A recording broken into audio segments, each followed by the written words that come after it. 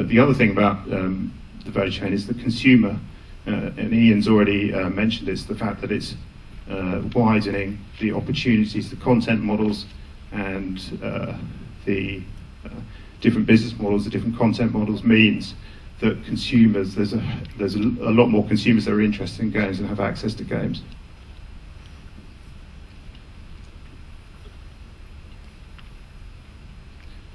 This slide takes a look at what the impact could be over the next few years in terms of the retail market versus the online and mobile market.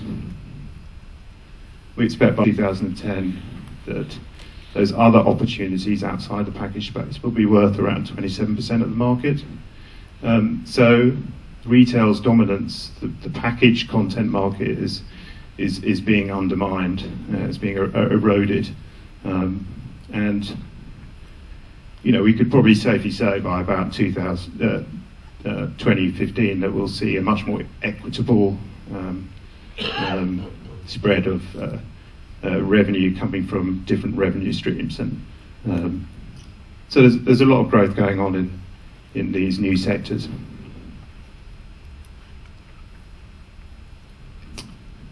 This is our view of the just an example to give an idea of what the growth and size of the markets are.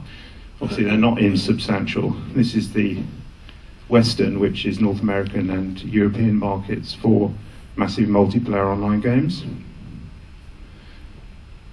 We expect by 2012 the size of the market to be about 2.8 billion euro. And a lot of that has come, a lot of the fast growth at the moment is not actually from the subscription end of the business, it's much more from the virtual item end, which is the kind of free-to-play with microtransactions tacked on.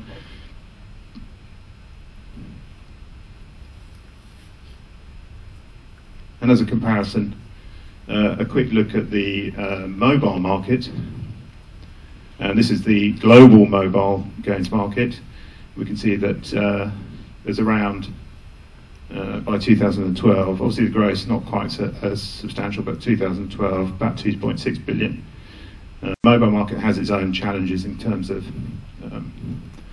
network dominance of distribution and those kind of aspects, but it still represents a sizable opportunity overall.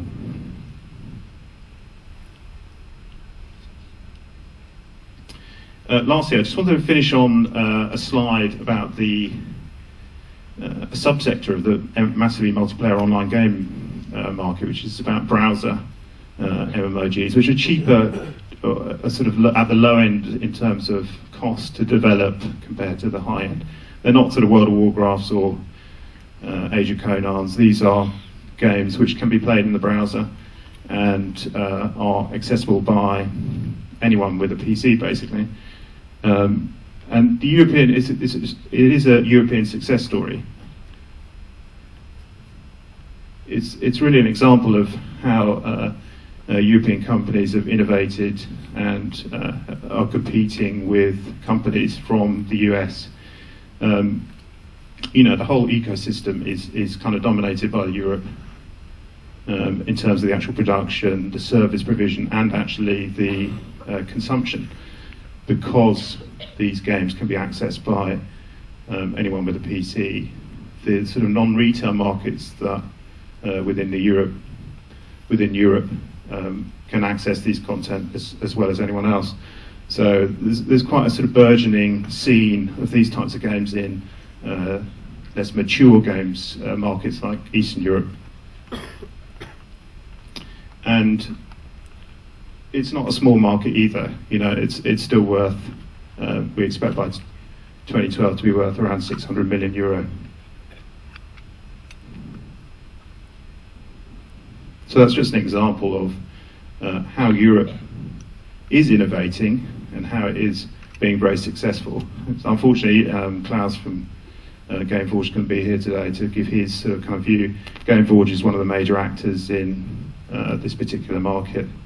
The German industry has been particularly aggressive in developing business in this sector.